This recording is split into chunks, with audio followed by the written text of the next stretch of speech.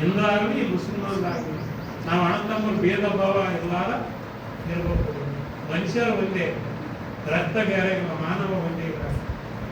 ಎಲ್ಲರೂ ಯಾರು ಭೇದ ಭಾವ ಇರಬಾರ್ದು. ದೊಡ್ಡವರು ಸಣ್ಣವರು, ದೊಡ್ಡವರಿಗೆ ಗೌರವ ಕೊಡಬೇಕು. ಎಲ್ಲ ಹಿರಿಯರು ಅವ್ರ ಗೌರವ ಸ್ಥಾನದಲ್ಲಿ ನೋಡ್ಬೇಕು. ಅದಕ್ಕೆ ನಾವು ಹೇಳೋದು ಒಂದೇ, ಇಂಥ ಹಿರಿಯರು ಹೇಳಿದಂಥ ಮಾತುಗಳು ತಲೆಗೆ ಹಾಕಬೇಕು. ಕೆಟ್ಟ ಮಾತು ಹೇಳಿದ್ರು ಬಿಟ್ಬಿಡ್ಬೋದು.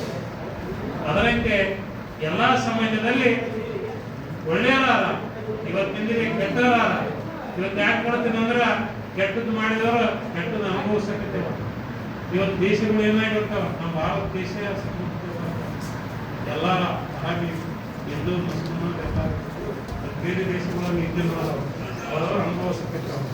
ನಾವು ಇದು ಭಾರತದಲ್ಲಿ ಎಲ್ಲ ಒಳ್ಳೆಯದಾಗಿ ಇರಾನು ಹಿಂದೂ ಮುಸ್ಲಿಮರು ಅಣ್ಣ ತಮ್ಮರಾಗಿ ಬಾಂಧವೇ, ನಾನಿಲ್ಲಿ ನಿಮ್ಮ ಪ್ರೀತಿ ಮಗನಾಗಿ ಬಂದೀನಿ. ನನಗೆ ಮಾತಾಡೋಕೆ ಅವಕಾಶ ಸನ್ಮಾನ ಕೊಟ್ಟಂತ ಗುರುಗಳಿಗೆ ಮತ್ತೆ ಎಲ್ಲರಿಗೂ